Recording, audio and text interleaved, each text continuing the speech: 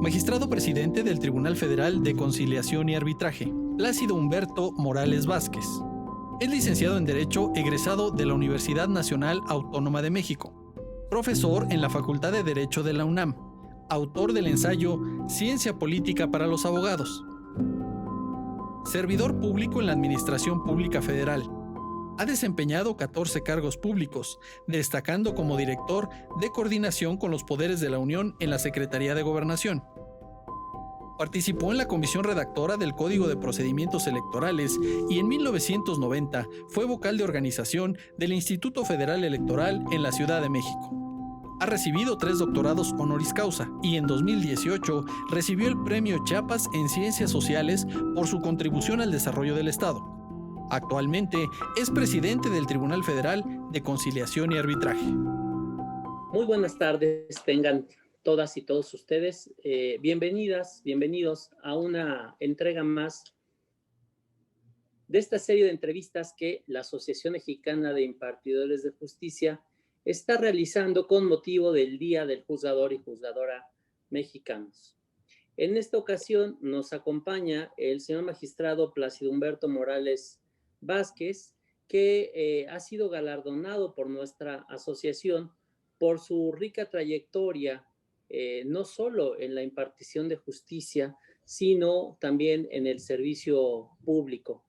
Y como lo hemos comentado en programas anteriores, el objetivo de estas entrevistas es conocer un poco más, conocer a profundidad a estas personas que han dedicado su vida al servicio público y a hacer el bien a través del servicio de la justicia.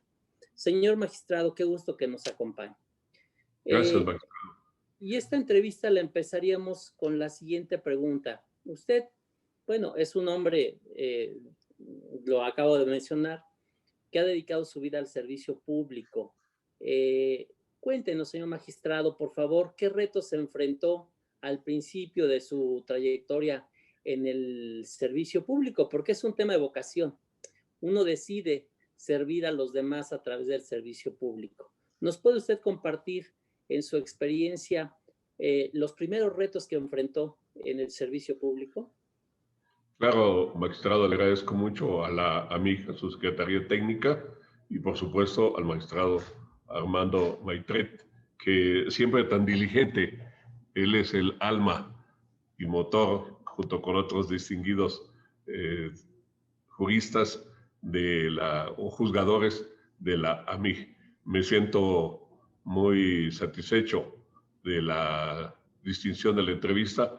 Y mire, yo creo que todos los profesionales del derecho, los que estudiaron la carrera de licenciados en derecho, nos enfrentamos al concluir la carrera o durante el desarrollo de nuestra formación en la universidad con las diferentes facetas de la carrera. Pues una, la vida pública, ¿no? La vida pública en género, es decir, el servicio público, la actividad política, la actividad jurisdiccional, la docencia y la investigación.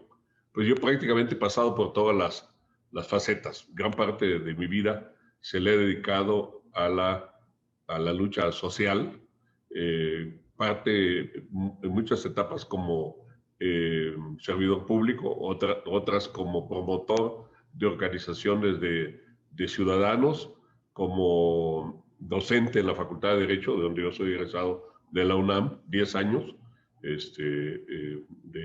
ser docente, y gran parte de mi vida de compromiso en mi natal estado de Chiapas, donde he tenido algunas responsabilidades públicas.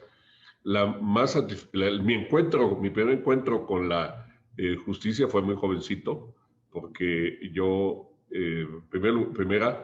fui secretario de una mesa de trámite en la Procuraduría de Justicia de la Ciudad de México, del Distrito Federal se llamaba entonces.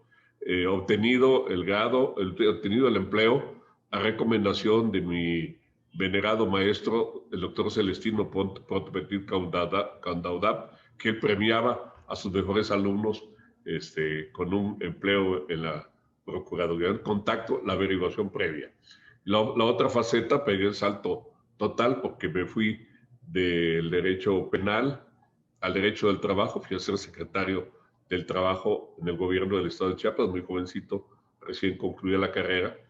Y luego varias facetas de vida hasta llegar a esta etapa, ya después de más de 40 años de vida pública, estar promoviendo y aplicando una relevante reforma para la vida jurídica de nuestro país, la reforma laboral, la reforma constitucional al 123, la reforma a las leyes reglamentarias, el apartado A y el apartado B, que es la que aplica este tribunal, y me toca ser satisfactoriamente el presidente de este Tribunal Federal de Conciliación y Arbitraje, que durante, ya estando yo como presidente, se hace la reforma para, dijéramos, la democratización de los sindicatos mexicanos.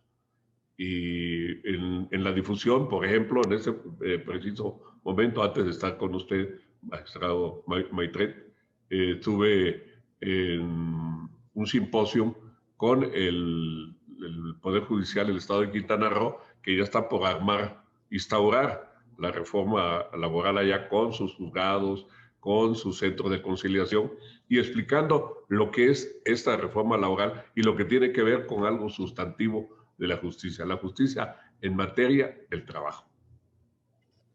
Muy bien, magistrado. Bueno, nos ha dado usted un panorama muy rico, pues no solo de estos retos, sino, digamos, lo que ha sido una vida al servicio de las demás personas. Pero siempre, ya sea en la lucha social, ya sea en la impartición de justicia, hay un caso que nos marca, ¿no? Que nos detona y que nos hace recordar lo bonito de la función que desempeña. ¿Recuerda usted algún caso que le haya marcado su vida, ya sea como luchador social, como funcionario, como académico, que nos quiera compartir y quiera compartir con el auditorio que gentilmente nos sigue? Sí, claro. Puedo, porque estamos hablando de justicia en un sentido muy genérico, no solo la justicia legal. Laboral. Y me tocó perseguir el ideal de justicia muchas veces en Chiapas, con núcleos agrarios que estaban demandando tierra. Pero como presidente municipal de mi natal Ocosocuautla de Espinosa, Chiapas, Ocosocuautla está en el centro del estado. Ahí nació quizá uno de los más grandes pensadores del derecho de nuestro país, don Emilio Rabasa Estebanel, y el tener que administrar la justicia de paz, la justicia inmediata en conflictos comunitarios, conflictos vecinales, es también una inmensa satisfacción, porque no hay un derecho positivo estrictamente aplicable, ¿no? Uno se lleva por la intuición de justicia. Muchos usos y costumbres se tienen que invocar, y el sentido de justicia que tenga quien le toca, en este caso siendo yo el alcalde, y dependiendo de mí la justicia de paz. Oiga, magistrado, ahora que usted tocaba este antecedente de este gran jurista, don Emilio Rabasa, usted es autor de un ensayo que destaca mucho en su currículum y que viene muy a colación, creo, no solo en los tiempos que vivimos, en la vida del derecho y de quienes estudiamos derecho, siempre hay que tener presente el aspecto político, tema político. ¿Qué le motivó a escribir este ensayo, Ciencia Política para los abogados? Mire, yo soy generación 71 de la Facultad de Derecho, entonces se estudiaba solo el formalismo. Las 32 asignaturas se dividían pues prácticamente el derecho público y el derecho privado, y una tercera rama emergente que se hablaba que era el derecho social. Pero posteriormente, en el plan de estudios se incluyeron las clínicas para que el abogado tuviera contacto con lo que es la materia práctica. Y después se incluyó la materia de ciencia política o después se llamó teoría política. Yo participé en la eh, formulación del plan de estudios y me di cuenta que el abogado se le enseña el deber ser y se le enseña hasta el Estado como una totalidad de un deber ser. Bueno, ya un poco intermedio, ya no tan kelseniano, ¿no? La pureza del deber ser, sino también la parte concreta, pero que había que enseñarle al abogado el ser, porque finalmente nosotros hablamos del deber ser, pero la aplicación es contra seres y contra seres humanos de carne y hueso. La formación del abogado no puede ser solo relacionada con el deber ser. La introducción al estudio del derecho no es excluir con la lógica formal o descubrir con la lógica aristotélica qué es la norma jurídica, a diferencia de la costumbre, a diferencia del uso social, a diferencia de la moral.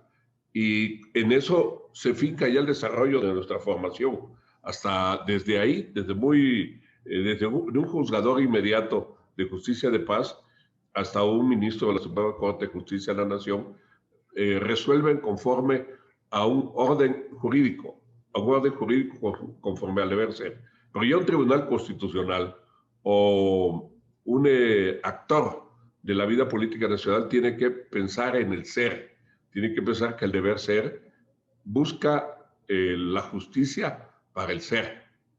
Por eso yo me vi motivado a dar ese paso de enseñar el derecho y la parte práctica del derecho con la idea de que el Estado no era formalismo, sino el Estado también es un aparato concreto de dominación que ejerce poder sobre los seres humanos y ante otro Estado, sobre sus conciudadanos o sobre su población, pero también con otros estados. Trabajar en estos apuntes, que le llamo apuntes de ciencia política, así le llame, y estoy a punto de agregarle una parte, en lugar de estar escribiendo sobre hecho del trabajo, y estar escribiendo sobre teoría política, pero una parte para hacerlo más completo para el curso de la formación de los abogados en materia de la teoría social. Qué bueno que toca este punto, señor magistrado, porque ciertamente hoy, y bueno, no solo hoy, creo que llevamos muchos años debatiendo sobre la autonomía e independencia judiciales. Y quizá lo vemos siempre desde un plano normativo, desde un plano abstracto del deber ser. Pero usted hoy preside uno de los órganos jurisdiccionales más importantes del Estado mexicano, porque da paz y tranquilidad social, sí a un segmento de trabajadores al servicio del Estado, pero que tienen una fuerza, pues no solo productiva, aunque hay ese debate sobre si la burocracia produce o no, yo siempre he sentido que sí produce y mucho, pero también ejercen poder. Señor magistrado, en su experiencia, ¿cómo armonizar y fortalecer la autonomía e independencia de órganos judiciales que también ejercen un poder político?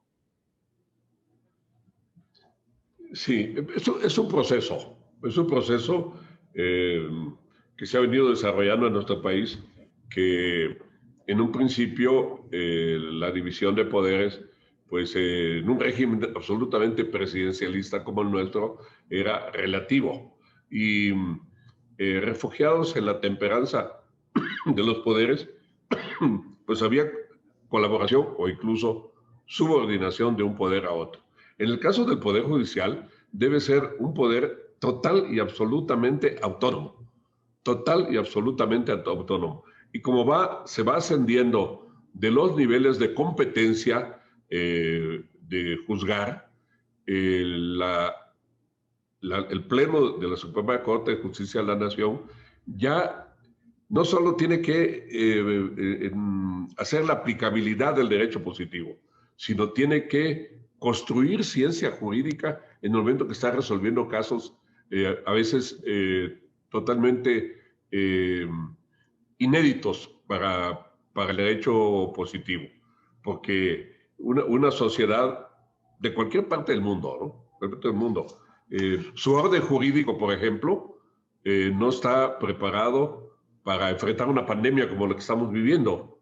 Porque si nosotros tomamos estrictamente las disposiciones del artículo 29 de la Constitución General de la República y dijéramos, a ver, el Consejo General de Salud que suspenda garantías, pues con el nivel que tienen hoy de imperio los derechos humanos, pues todos estaremos encontrando en un conflicto.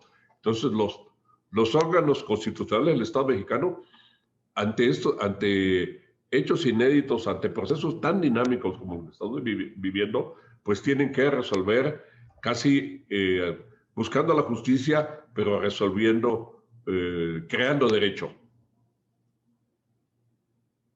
Claro. Oiga, magistrado, y en la acción que usted actualmente ejerce, estamos hablando de justicia, ¿qué le diría a la sociedad mexicana que le escucha a través de este programa? ¿Por qué es importante el Tribunal Federal de Conciliación y Arbitraje para nuestro Estado mexicano? Sí, porque usted hizo una pregunta, ¿no? El servicio público no es productivo. Es decir, en un sentido de economía tradicional, pues no es productivo, no genera bienes, no genera servicios. Bueno, servicios sí, no genera bienes, no genera comida, no genera automóviles, no genera, pero bueno, finalmente es el servicio público, es los trabajadores al servicio de cualquier nivel de gobierno, producen, porque producen la seguridad sobre lo que va a correr el resto de la actividad laboral. Vamos a suponer, los servidores del Estado pues ven que una empresa exista y que pueda ser patrón porque le otorgan el reconocimiento de la personalidad jurídica de la persona moral para que contrate un trabajador y se establezca una relación de trabajo productiva. Entonces, en el caso de aquí, de los trabajadores al servicio del Estado, en este proceso de democratización entre nosotros, hagamos trabajadores más profesionales, siendo más capaces, más profesionales, habrá una mística de servicio y serán más rentables para la sociedad. Esa es en la parte de servicios, que usted va a demandar justicia porque va a pagar el agua potable de su casa habitación o va a pagar la tenencia de su automóvil si lo tiene, o el servicio que le va a dar el transporte colectivo en el caso de la Ciudad de México. Pero la otra parte es la parte de relación política. Nosotros aspiramos a ser una sociedad totalmente democrática. Vamos hacia eso, son procesos. Y los trabajadores al servicio del Estado estaban centralizados en una sola federación que era la que aseguraba el control corporativo de los trabajadores al servicio del Estado no solo para que no reclamaran sus derechos, sino también para que estuvieran cautivos políticamente hacia una práctica política que ya no lo es. Entonces la democratización sindical hace que los agremiados en Hacienda, por ejemplo, ya no estén obligados a ir a una central, sino pueden ser las centrales que quieran, las federaciones que quieran, y elegirán a sus representantes por el voto libre, directo y secreto. Esta reforma dignifica al trabajador al servicio del Estado. ¿Por qué? Porque ya no va a tener que ir a elegir a sus representantes a mano alzada, ya va a ser secreto, va a ir a depositar una urna, y como tal, ya no le van a poder decir, ¿sabes qué? La hoja rosa del ISSSTE para tu préstamo personal, pues no te la doy o te la doy porque votaste por mí, no sabes por quién votó. Cuestiones tan prácticas, así, magistrado Maitret, son significativos para que la sociedad mexicana tenga la prestación de servicios más eficaz, más honesta, más transparente. Usted es un hombre de muchísima sensibilidad social, magistrado. Y ahora, digamos, insisto, dirige un órgano jurisdiccional muy relevante. ¿Qué nos podría compartir a la Asociación Mexicana de Impartidores de Justicia desde su perspectiva?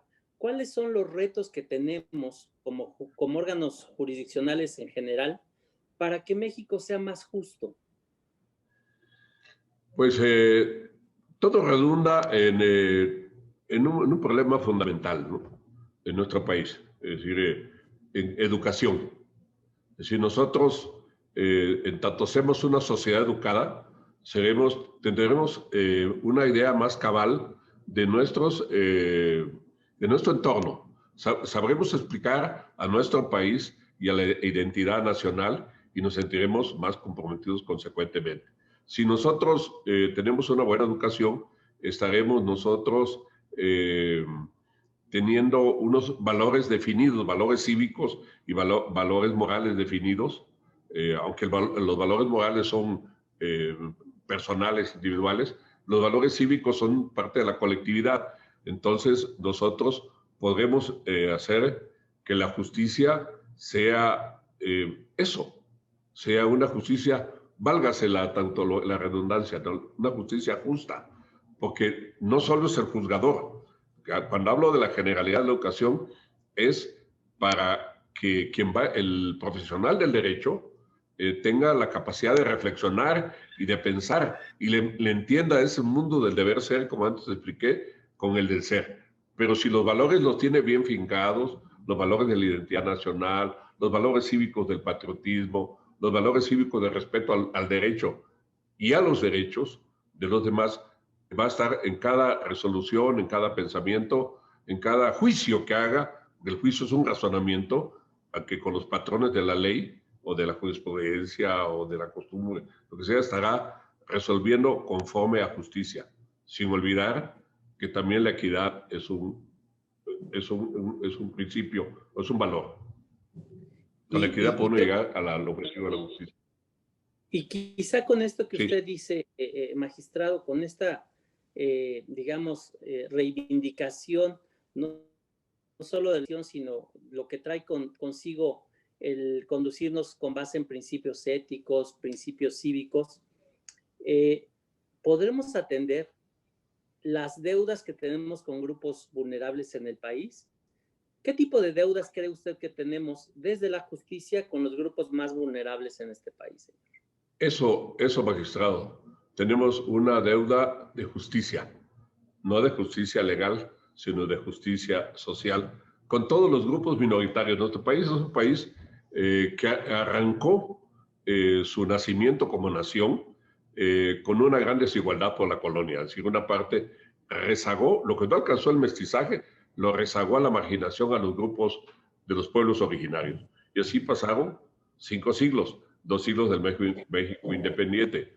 Bueno, luego, en el siglo XX todavía no se tenían en cuenta los grupos minoritarios y fueron emergiendo los reclamos de los derechos de los grupos minoritarios. Personas con preferencia sexual distintas, personas con discapacidades, que ahora ha variado el nombre de discapacidades, y la igualdad de género, el principio de igualdad de género, principalmente. El rol de la mujer en todo el mundo, ¿no? En nuestro país siempre fue un rol reproductivo, no productivo. La incorporación de la mujer a la producción ya hace que estemos alcanzando una sociedad igual. Y una sociedad iguales donde a los desiguales se le dé un trato de iguales en la forma, en el deber ser, que es la ley, estaremos nosotros ya casi acercándonos al ideal de la justicia. Porque es un ideal la justicia, ¿no? Claro. Y finalmente, señor magistrado, para terminar este encuentro, adelantándole el agradecimiento, ustedes, los galardonados entre los órganos impartidores de justicia, necesariamente se convierten en ejemplos a seguir, especialmente para las personas que deciden por vocación incorporarse a los órganos de impartición de justicia. Siendo esto así, señor magistrado, ¿qué consejos les daría a estas personas que recién inician sus carreras judiciales o se incorporan a un órgano jurisdiccional? ¿Qué mensaje darles para motivarlos a ser juzgadores de excelencia en algún momento? Porque, insisto, con el ejemplo se predica, se adquiere autoridad para dar un buen consejo, señor magistrado.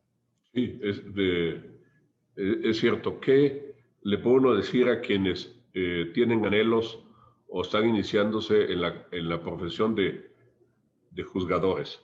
Es decir, primero, quien es galardonado, como en mi caso con la distinción de la AMIG, expreso mi reconocimiento a quienes me distinguieron y quienes me trataron con tal consideración, como es el caso de usted, magistrado Armando Maitret.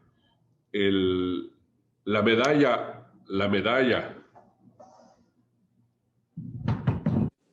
o esta escultura o el diploma, debe uno verlo todos los días, verlo y reflexionar de que uno debe uno ser merecedor diariamente de eso.